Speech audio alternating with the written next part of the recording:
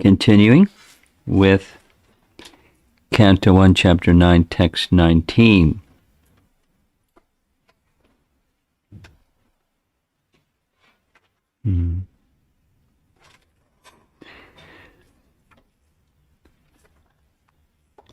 Asyanu bhavam Bhagavan. O King, Lord Shiva, Narada, the sage among the demigods, and Kapila, the incarnation of Godhead, all know very confidentially about his glories through direct contact. Purport. Pure devotees of the Lord are all bhavas, or persons who know the glories of the Lord in different transcendental loving services.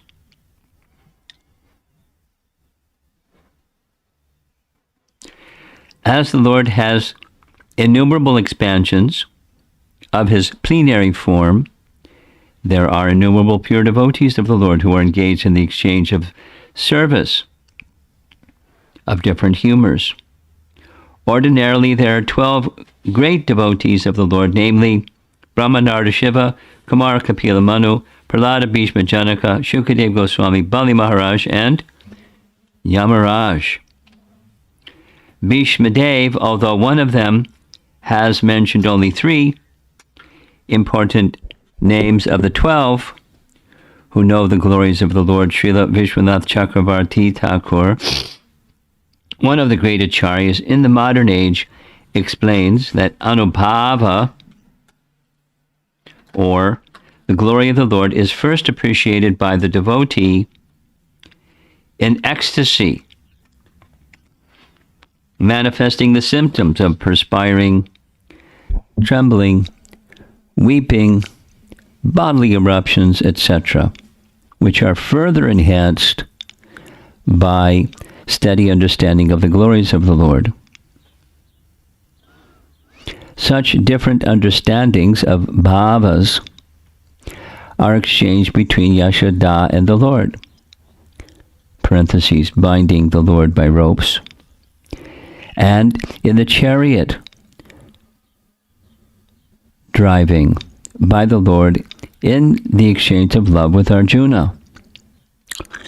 These glories of the Lord are exhibited in his being subordinated before his devotees, and that is another feature of the glories of the Lord. Shukadev Goswami and the Kumaras, although situated in the transcendental position, became converted by another feature of bhava and turned into pure devotees of the Lord. Tribulations imposed upon the devotees by the Lord constitute another exchange of transcendental bhavas between the Lord and the devotees. The Lord says, quote, I put my devotee into difficulty, and thus the devotee becomes more purified in exchanging transcendental bhava with me, unquote. Placing the devotee into material troubles necessitates delivering him from the illusory material relations. The material relations are based on reciprocation of material enjoyment, which depends mainly on material resources. Therefore, when material resources are withdrawn by the Lord, the devotee is cent% attracted toward the transcendental loving service of the Lord. Thus, the Lord snatches the fallen soul from the mire of material existence. Tribulations offered by the Lord to his devotee are different from the tribulations resulting from vicious action. All these glories of the Lord are especially known to the great Mahajans, like Brahma, Shiva, Narada, Kapila, Kumara, and Bhishma, as mentioned above, and one is able to grasp it by their grace. Well, one of the favorite topics of devotees is the how-to. Like yesterday evening, how-to. There was a tribulation in yesterday evening's discussion of Krishna being put in a situation by his own arrangements where he was misunderstood, and worse than misunderstood, he was criticized. And it happened twice. So that's for worldly people, that's a tribulation. Now, in the case of Yudhisthira, it's his own virtue that serves as a tribulation, because the transcendental position of Yudhisthira is that Krishna wanted something. And that Krishna wanted something clashed, rubbed against, but clashed with his sensibilities. He didn't want. Now, he didn't want for a different reason than Arjuna's didn't want. And both underwent tribulation. Arjuna's was in Bhagavad Gita. This one is in chapter 19 of Canto 1.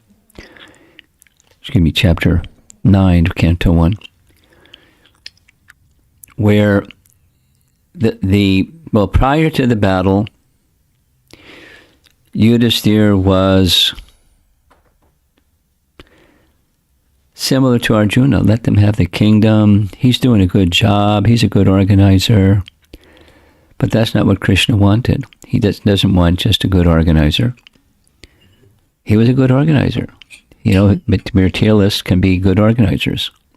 We have experience in modern history of materialists can be good organizers. But that's not what Krishna wants.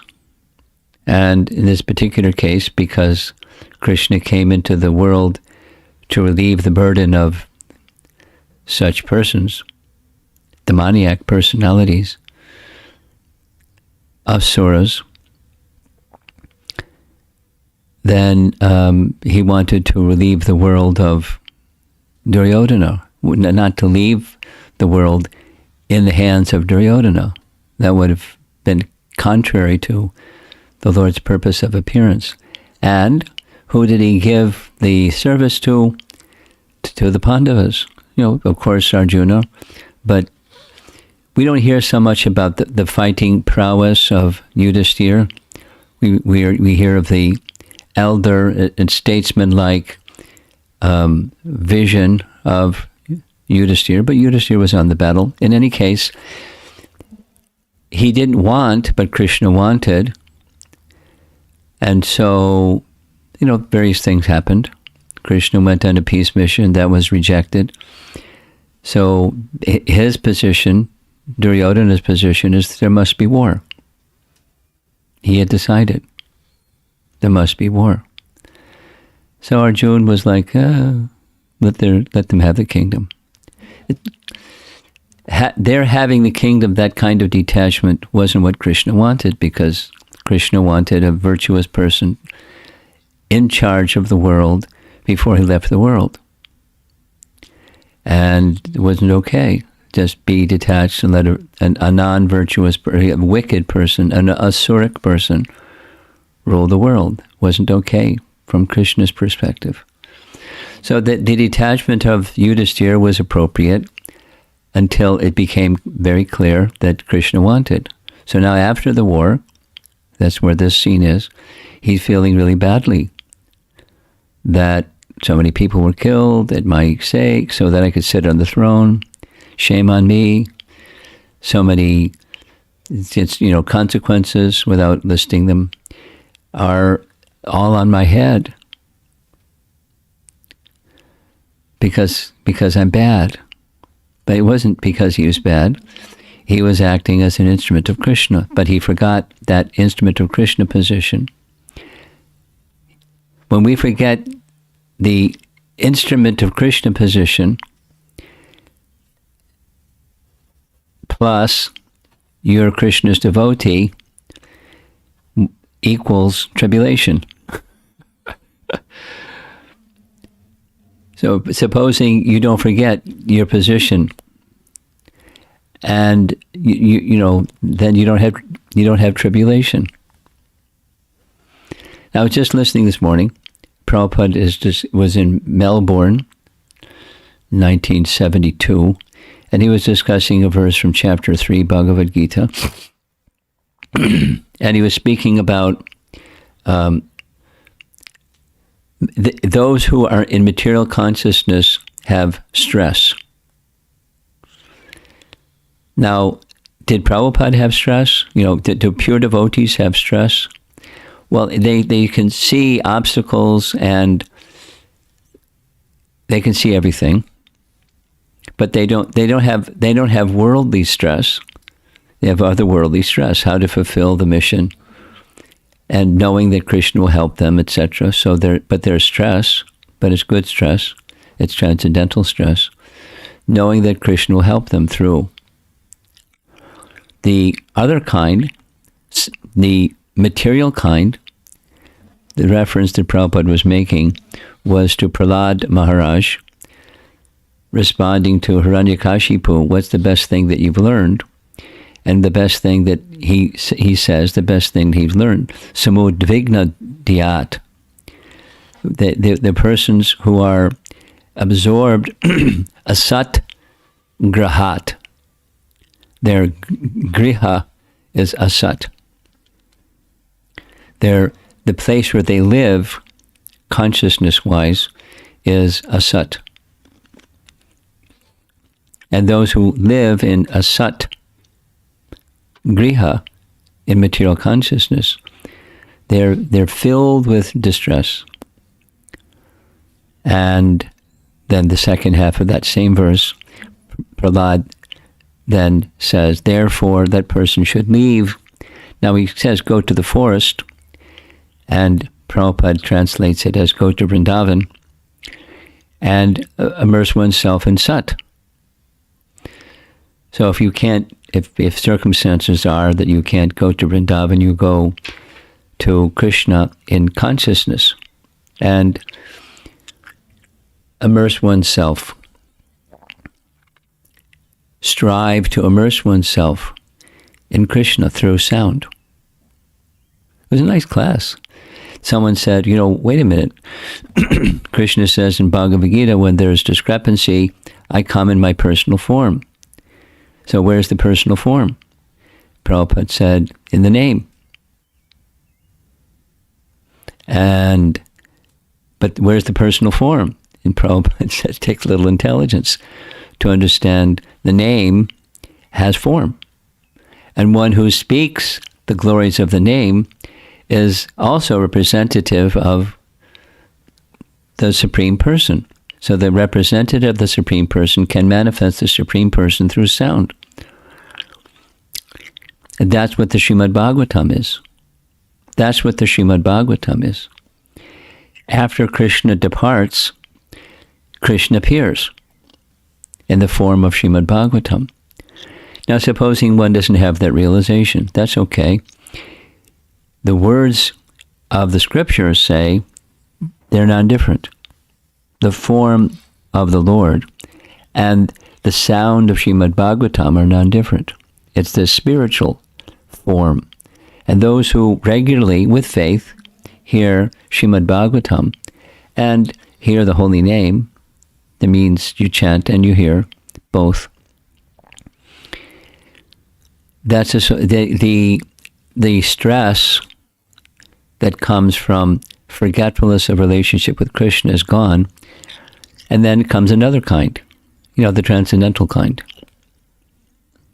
The transcendental kind, for example, in the same lecture Prabhupada was explaining, I've traveled around the world so many times. He was saying in this lecture, twice every year, at an old age, taking on difficulty. But for what reason? To deliver this message. So it's the instrument. Now, it's not that therefore we have to travel around the world twice a year and etc., etc., but the principle of bearing Krishna's message, that is, receiving it and giving it. That's our shelter. That's the shelter of being freed from the material distress and forgetfulness of our relationship with Krishna. Now, supposing we're not there yet, we're not pure devotees, fully realized, etc., then what's our position? We're neither here nor there. But the process of bhakti, faithfully executed, carries one to that destination. For one who strives by right means, success is guaranteed. The success is in the striving, not necessarily only when you reach the destination. I'll say it again. Success is in the striving, not only when the bell rings. Okay, now I'm beyond material conceptions and beyond material conditioning, and I'm with Krishna in the spiritual world. Haribol. Now, certainly that's the mature stage. Back home, back to Godhead. But the striving is the success. Because one who strives by right means, success is assured. That's Krishna's word. One who has faith in Krishna's words strives by right means, with faith in Krishna's words. And there's reciprocation. And the reciprocation may be gentle and gradual. Sometimes the reciprocation is very swift and jolting. That's what's being described here in this purport. Very nice purport, isn't it? The verse that we just read, 19, speaks of the perfected souls, starting with Lord Shiva, Narada, Kapila, the perfected souls in the sense of Mahajans, great souls. And there's 12. 3 are mentioned. One of them, the speaker, is one of the 12. But the phrase that's getting the attention in the purport is this very first word, anubhavam. Asyanubhavam. Asyanubhavam. Asya means of him, and anubhavam has different meanings. In the word for word, it's glories, and in the purport, it's the devotee. I'll read. Pure devotees of the Lord are all bhavas, or persons who know the glories of the Lord in different transcendental loving services. So the bhava is what they feel, but the bhava is who they are because they're feeling. And because of that connection, the devotee has a connection. Elevated devotees have a connection that produce bhavas, and through those ecstasies, they can then understand the glories of the Lord better than we can. We don't have that elevated stage. But if we're striving by right means, then gradually, like the rising of the sun in the morning, the darkness is dispelled, and gradually, the glories of the Lord become revealed, like by reading Srimad Bhagavatam gradually, or striving to chant with attention.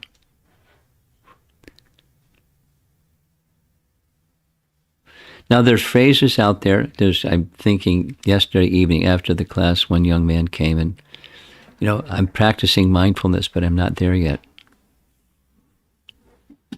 What should I do? Keep practicing.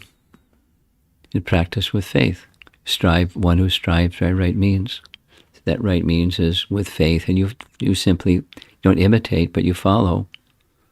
And you continue hearing, etc., and applying and associating and striving continuously. Not interrupted striving it produces sporadic results. So how to get to the stage where you're not sporadically striving, but consistently striving? By like the answer to that one is just by continuously striving. Someone asked Prabhupada, how do you become sincere? And his answer, become sincere. And everybody knows what sincere is. And here's what sincere is. And you strive to become sincere, you become sincere by striving to become sincere. And by associating with those that are sincere. Associate with those who are continuously striving. And that becomes your quality by that association, assuming your heart is open and you're receiving that quality which is their quality. That's what sadhu sangha is. So even if you're not there yet, you're not fully mindful of every syllable, of every mantra, and then the next one, and then the next one. You continue to strive and continue to strive and continue to strive under the instructions of the scripture to do so, and the spiritual authorities to do so. And you continue and you continue. That's sadhu sangha in the mood of bhajana kriya, and gradually. However long gradually is. A lot depends on how covered we are. A lot also depends on how consistent we are in this striving by right means. That's up to us. The resources are not unavailable. The resources are available. So back to this word bhava. Bhava means ecstasy. Bhava means glories. And bhava means the devotee who knows the glories. Then Prabhupada goes that the Lord has so many forms, and also he has so many forms of devotees. And then the Mahajans are listed. Then Vishwanath Chakravarti Thakur, one of the great acharyas, explains that Anubhava, or the glory of the Lord, is first appreciated by the devotee in ecstasy. And thus, bhava means the ecstasy, and bhava also means the devotee who has realized the glories, which are further enhanced by steady understanding of the glories. So that means you continue to hear as you're also continuing to realize and submit to the loving service. Such different understandings of bhavas, so now there's three listed, between Krishna and Yasoda, and between Krishna and Arjuna. There is varieties of Yasoda's bhava, or understanding of Krishna's glories, and Arjuna's understanding of Krishna's glories. That's the first. These glories of the Lord are exhibited in his being subordinated before his devotees. And that is another feature of the glories of the Lord. Next, Shukadeva Goswami and the Kumaras, although situated in the transcendental position, became converted by another feature of bhava. That's number 2. They went from realization of Brahman.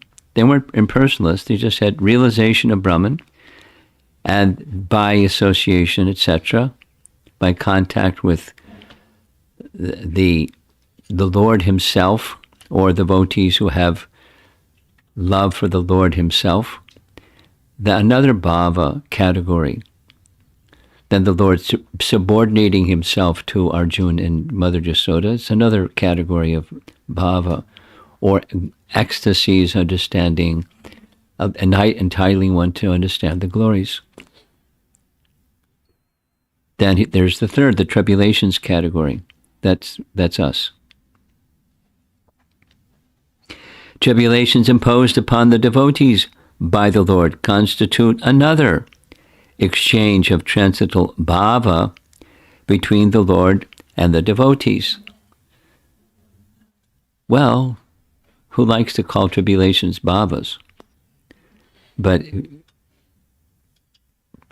properly orienting ourselves to what you might call misfortune, properly orienting yourself towards misfortune, or like last night, being falsely accused of something, or whatever, being misunderstood, or someone dealing with you harshly, or all those things that we were discussing yesterday.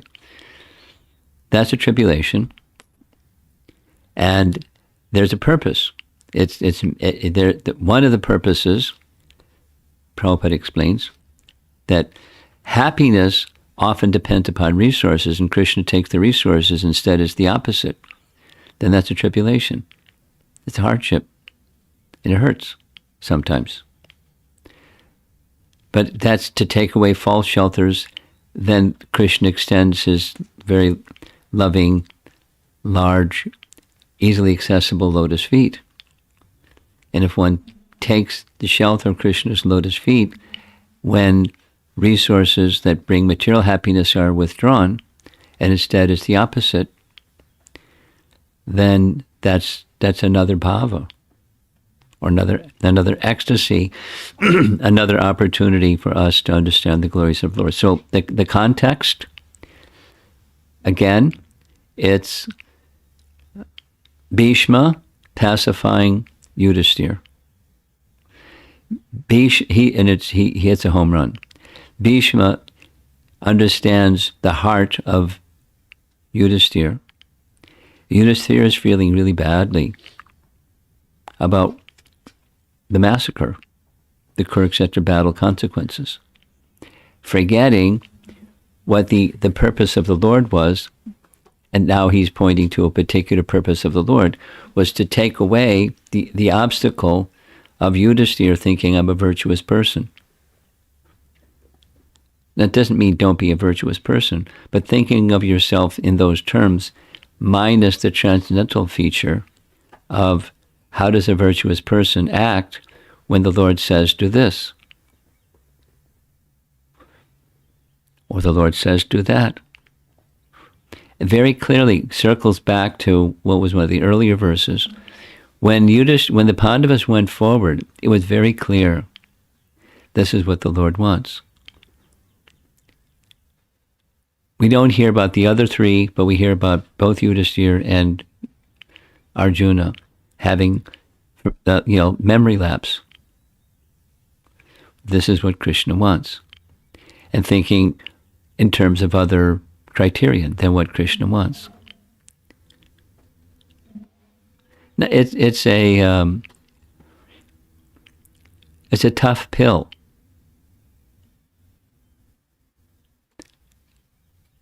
Prabhupada faced it square, that violence is needed in some cases. The Kshatriya's position, some cases, it's not, wanton or undirected, but under the jurisdiction of transcendental position, then violence may sometimes, so violence is just like, okay, open the door for violence. They're different, according to Vedic codes, different, just like Krishna did on behalf of the Pandavas, tried to make so many things to try to make a settlement, including giving the kingdom to the bad guy. Krishna didn't want that, but he put that one out, and the answer was no. And he knew before he went that was the answer. Not only that was the answer, he wanted to kill Krishna. That was really, he wanted to kill the Pandavas, and he wanted to kill Krishna, thinking that if Krishna was killed, then the Pandavas would become weak. His enmity was toward the devotees, which means enmity towards Krishna. So we don't develop enmity. Don't allow that in the heart. Even if somebody does something mean, we don't develop enmity. Now, that's easy to say because the material standard is friend-enemy. I mean, it's the Bhagavatam is filled with it. With Dhruva, give up this friend-enemy thing. 3 times. It's not fitting. He got on the other side of it because of the mercy of Narada and his Tivra Bhakti. Because Bhakti, when done properly, under proper guidance, then even bad motives can be removed. Bad feelings can be removed. When Dhruva went back to the palace, he didn't hold bad feelings. They were gone. It wasn't like lingering in the back of his mind. This Suruchi.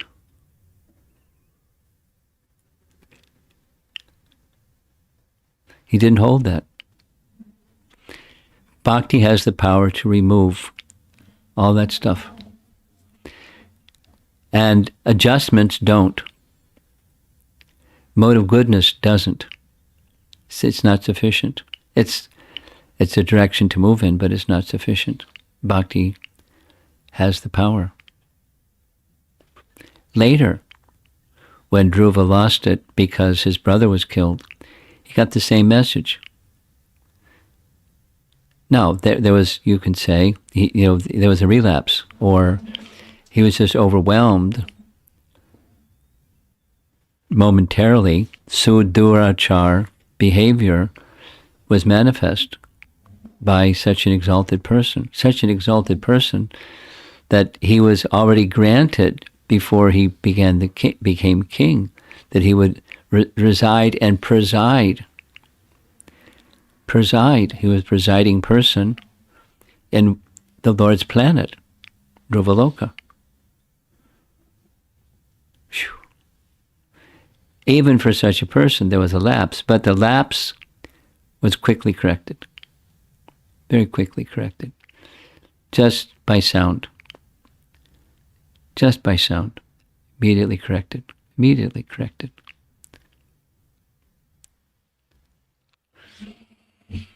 Nice lessons in the Bhagavatam about how to move through the forest of material enjoyment, or the world of darkness and forgetfulness and ignorance. And if we don't take hold of that sound vibration, we're tossed around like a cork on the sea, and the waves moving, the cork floating around, and sometimes, and it can go on endlessly. Lifetime after lifetime after lifetime. And who can say how many lifetimes we've been at this? Who can say? Who knows? We can, a scripturally educated guest, and say we've been at this for some time. And here we are. With, the golden opportunity, and we have to take the golden opportunity. The shelter is there, very, very sweet instructions, and what to speak of these really wonderful purports. Of course, Prabhupada is drawing upon predecessor acharyas. Fine. So to get the deeper understanding, refined understanding of what Bhismadeva is conveying, the purports are so helpful. You can say essential. But the potency is there to lift us out of the cycle of birth and death and place us in Krishna's association once again. So let's see if there's some discussion. Bhagavatam is wonderful.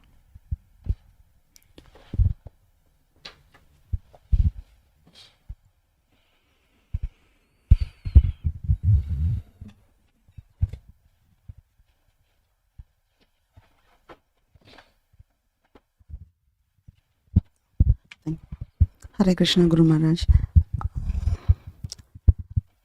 Thank you, Maharaj. My conscious was going down, like facing the tribulations one after the another. When you face like that, and all these classes, like the very first class of Bhagavatam started with the tribulations.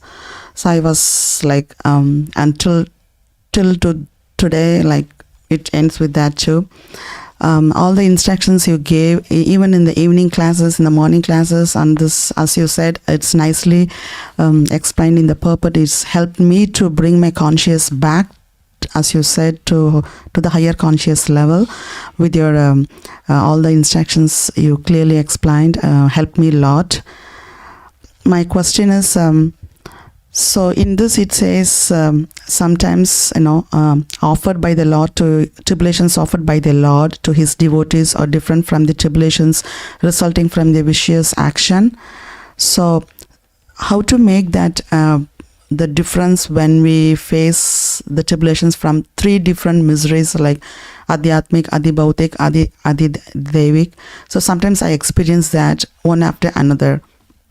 For quite certain period of time, I'm experiencing in a different level. So how to, I'm trying to connect, as you said, with the Krishna conscious and focusing on my duties, what pleases to Guru and Krishna. But still, I'm thinking is because of my karma, I have to face all this, get rid of that. That is going in my mind in one side. The other side is how to make this difference of what it says in the purport. Thank you, Maharaj. I got all the background, but I don't get the punchline. What? Just say succinctly, please. Okay. My question is, as it said in the purport, to make the difference between it's because of my vicious action of my this life or past life, or it's because of the I know I'm not the pure devotee to experience the transcendental thing. Keep it simple. Make your question clear so I can respond to your question. So when I face that type of tribulations, what is my So how do I discern, is it this or that? Yeah. My vicious actions in the past or Krishna's purification? Yeah. That's the question? Yes, Maharaj.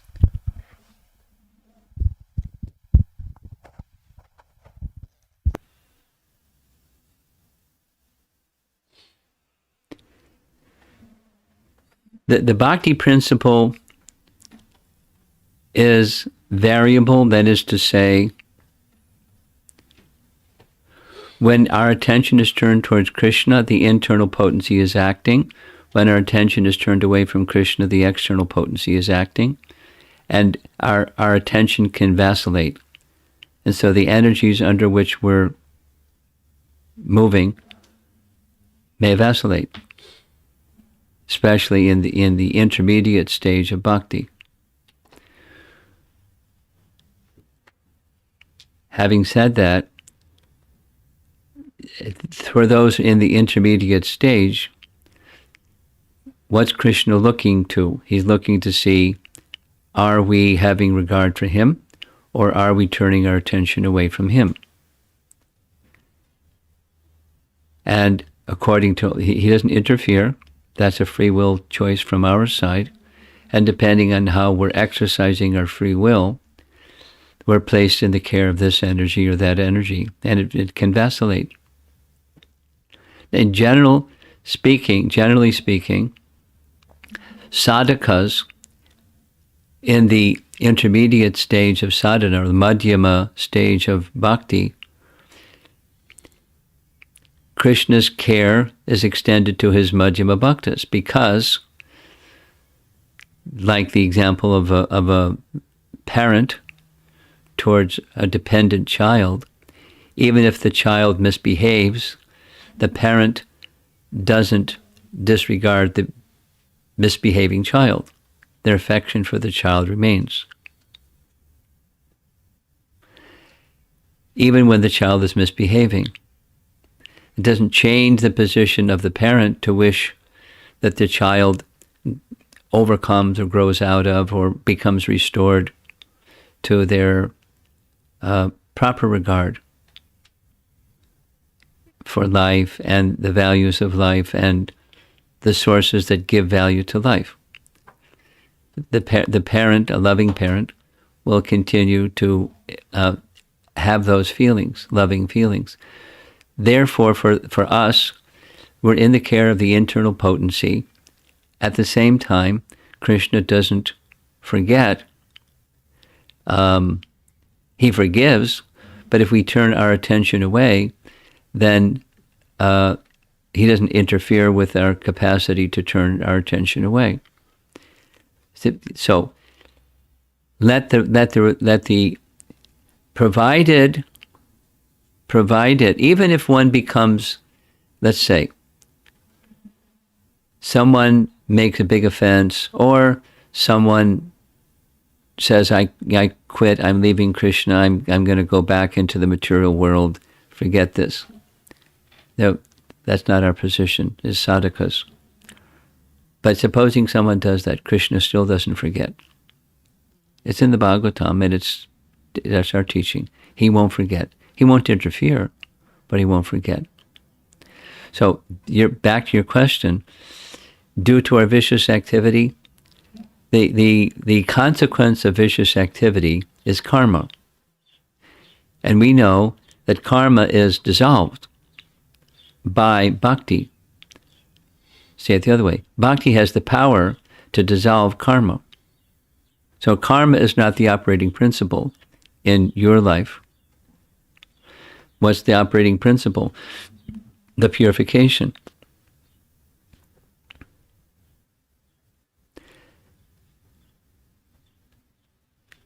That's the philosophical understanding. Now, it's not bad, because elevated Vaishnavas will also speak of their past activities. I'm in this misfortunate situation due to volumes of past bad activities. And elevated Vaishnavas who know that bhakti dissolves karma may speak like that from their position of humility, not from the position of ignorance, from the position of humility, and praying for the Lord to pick them up. He's picking them up, but it's that sense of subordination and submission, the Sharanagati principle, that is strengthened by the circumstance that the devotee is in. Even if they're not undergoing tribulation, exalted devotees always feel in that. So it's part of their exalted nest that they're feeling humility. See, for you, back to your question,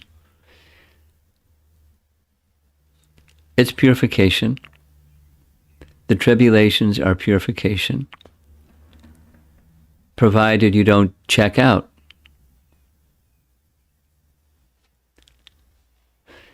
Take it when tribulation comes. This is Krishna's kindness. How? He's helping me to take exclusive shelter of him. He's giving me a token reminder, not karma, token reminder of my past misdeeds. Token reminder. But it's direct, it's not through the external energy, it's through the internal energy, because of that act of submission unto Krishna, and Krishna is accepting you in that way. So it's the tribulation is purification. No harm in thinking my past vicious activities. Fact is, it's Krishna's purification.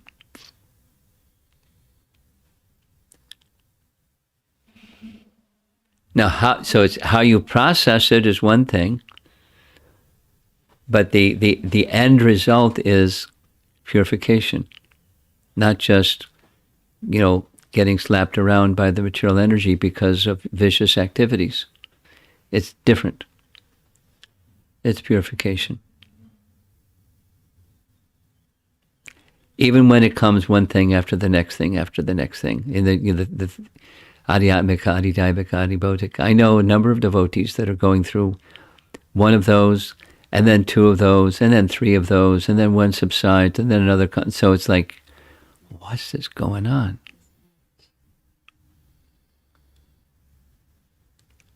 And it's not easy to take, especially when it just like doesn't go away. It just keeps relentlessly coming. It's kindness. It's not due to past vicious. The devotee can think due to my past vicious activities. But bhakti has eliminated that. It's another energy of Krishna, another direct act of Krishna acting in the life of the devotee. It's easy to say it. It's another thing to actually live one's life with that understanding, but that's the proper understanding. And at the same time feeling, so many bad activities I've done. Here I am, struggling with the consequences of my bad activities.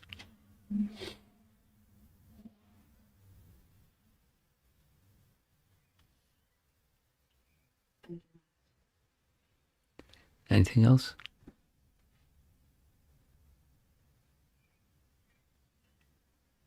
I just have a comment and no questions there. Let's just see.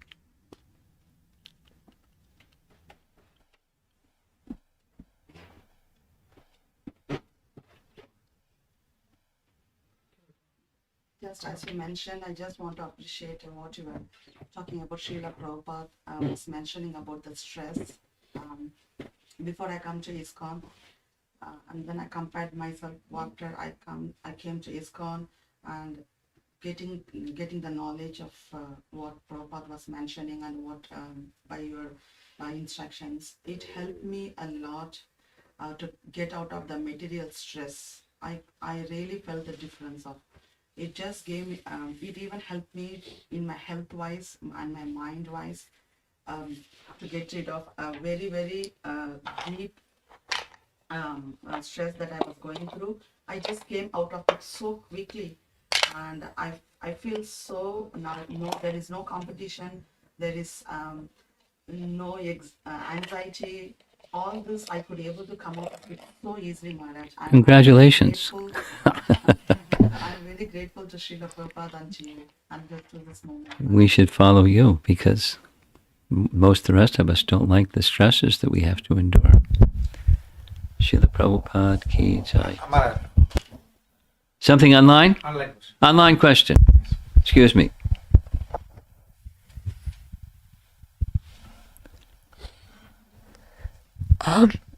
Sorry. Keshava Madhava Prabhu is asking, does the effort we invest in chanting define to what degree we will remember Krishna throughout the day? It has a major impact. It's not the only variable. Further purification can be another one of the variables, or feeling complacent and turning our attention elsewhere, taking shelter elsewhere, looking for happiness elsewhere. You know, it's major, but it's not the only factor. There's ongoing dynamics. Okay. There's one more, Maharaj. Okay. Sorry. Ashish Dikshit Prabhu is asking, how to move from interrupted striving. How to do what? How to move. How to brew? Move. Move? Yeah. How to move. From interrupted striving to continuous and sincere striving in the material energy. I easily float and accept sense gratification offers influenced by lower modes. Well, you know, it's how to. You continue to strive. How to continue to strive? By continuing to strive with faith. Stay in good association, keep hearing, apply those things that you've understood, and you continue to strive. Lal Gopal has something in the back.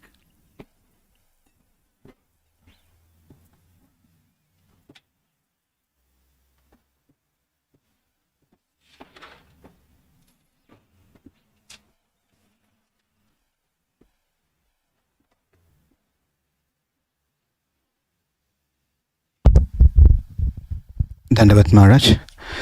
Maharaj, you mentioned, this is just a clarity question. You mentioned that bhakti dissolves karma. Yes. Is it bhakti dissolves karma, or the Lord who's pleased by our bhakti dissolves the karma through bhakti? Well, you can say it either way that you like. Okay. But bhakti has the power to dissolve karma. Okay. And where does the bhakti power, bhakti shakti come from? It comes from the Lord. So you can say it either way. Okay. Thank you, Maharaj. And one question from yesterday's last night thing, we can take this offline too, if you need to look into the slides. It says that in Bishma Chakravarti Thakur, you mentioned while you're reading that commentary, Paramatma, I know the Paramatma in your mind. So that was little... That was a surprise, but I included it because that's what he says. Okay. Now, Paramatma's in the heart. Now, one could say, well, does the jiva have a spiritual mind?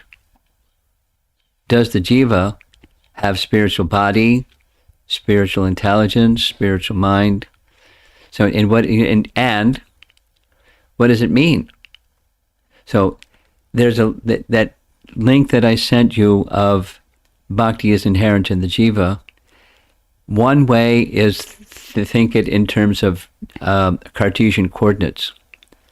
That literally, physically or, geographically, bhakti is inherent in the jiva. And similarly, one could mistakenly think Paramatma is physically, geographically, Cartesian coordinates within the mind. But so the transcendental position is the mind that's absorbed in Paramatma, the Paramatma is absorbed in the mind.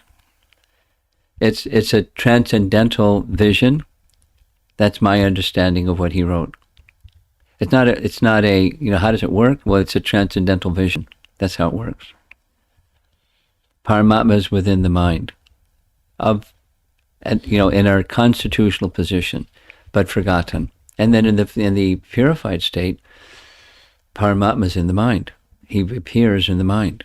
The Lord appears in the mind of this devotee. But is there, even if he doesn't appear in the mind of his devotee, because he's there. I mean, it's just an elaboration on this. But I remember pondering when Parikshit Maharaj was being attacked by the Brahmastra of Ashwatthama, he appeared to stop the Brahmastra. And then when the Brahmastra was stopped, he disappeared. And then Parikshit, for the rest of his life, was searching for, where is that Lord? So where did he come from? And where did he go to? That was a question.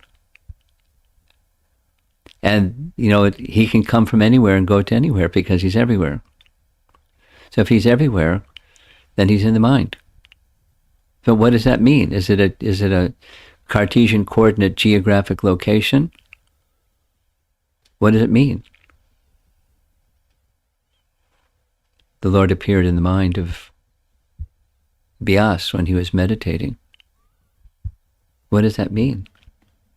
Was he not there before?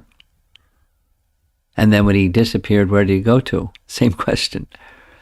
So this is the question itself is pursuing how is transcendence situated even within the material creation, or specifically within the mind. How is transcendence situated? The transcendence is everywhere. Vishnu means all-pervasive. He's everywhere. So why not? Anywhere, everywhere.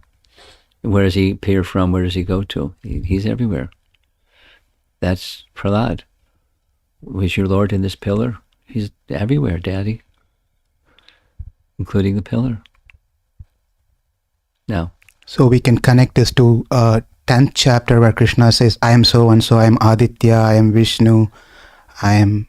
Those are different. Those are vibhutis. Specifically, in Canto 1, Chapter 3, it's in response to the question, please describe the forms of the Lord as they appear in this world. And it starts with the Purusha avatars and then the Leela avatars, etc. And then it keeps going, and the vibhutis are listed. So the vibhutis are manifestations, but they're a particular category. They're not the same as angsas. They're vibhutis. They're not the same as Shakti-Avesh avatars. They're vibhutis. So the variety of the Lord's manifestations are without limit, but it's not the same as the Paramatma feature being manifest everywhere as compared to the vibhutis. It's a different category of the all-pervasiveness of the Supreme Lord. Even within the material energy, he is present. But it's different than in his Vishnu Paramatma feature. It's a vibhuti of him. Just like a Shakti of the Lord is not the same as that, Prithu Maharaj is Vishnu. He's empowered incarnation. Thank you, Maharaj. Or the Guna avatars. It's another category.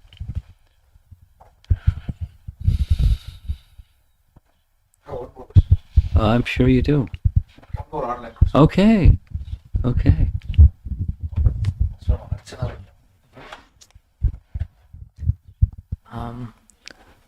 Yes, Archana Vaidya Mataji says, Hare Krishna Guru Maharaj, how to attract someone to Krishna and explain how his material energy illusions how to attract someone to Krishna and explain how his as in Krishna's material energy illusions who is facing tribulations and not understanding the shelter of Krishna. Is it only possible by realizations through Krishna's mercy? I think I understand the question. There's two parts to see how to help somebody, and then there's a question: is the method they can only understand by realization? Well, if that's the second part, if that's the only option, then good luck, because realization takes an elevated state of consciousness, and that's pretty rare.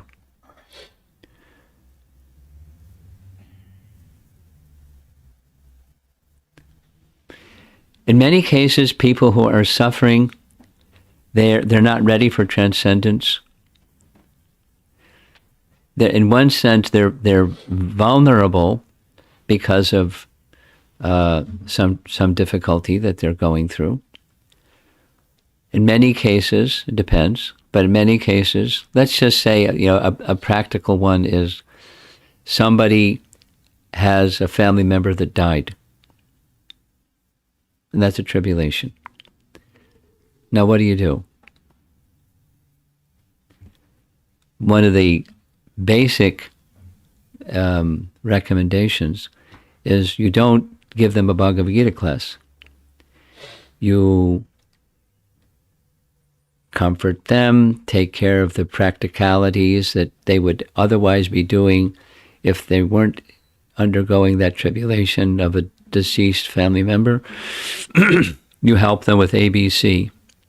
So the worldly things are looked after, and then they can grieve in a undistracted, feeling-supported manner.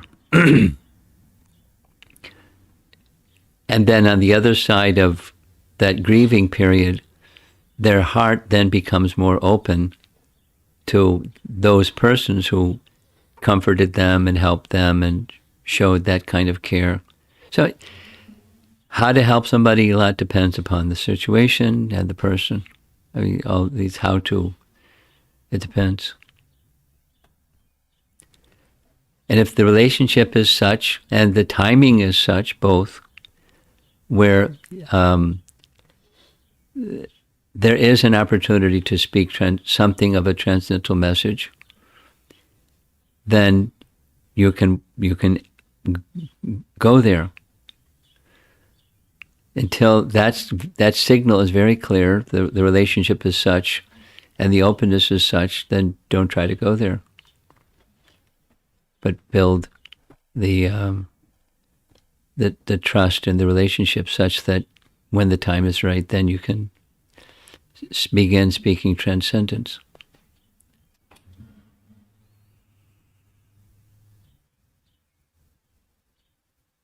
Anyway, there's so my mind is scanning that so many situations that life presents, and it's so variable. What's the right thing to do? Yes, it does take back to the other part. It does take realization, but how to get to the place where there's some realization, and how to give associations so it enriches the likelihood of realization. It depends so much on the variables: time, place, circumstance, person, relationship, everything. See yourself as Krishna's instrument and pray to Krishna for the wisdom and the grace of how to help a person that's passing through a tribulation feel their connection with Krishna again.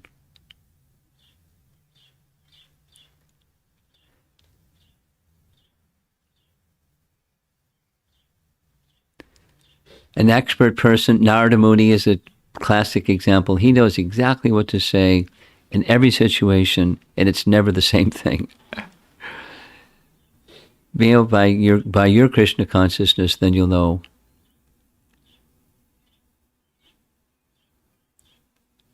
And be very flexible with the options that you might select from in each circumstance. And be in the consciousness of being Krishna's instrument. That's how. Okay, Prabhupada ki jai.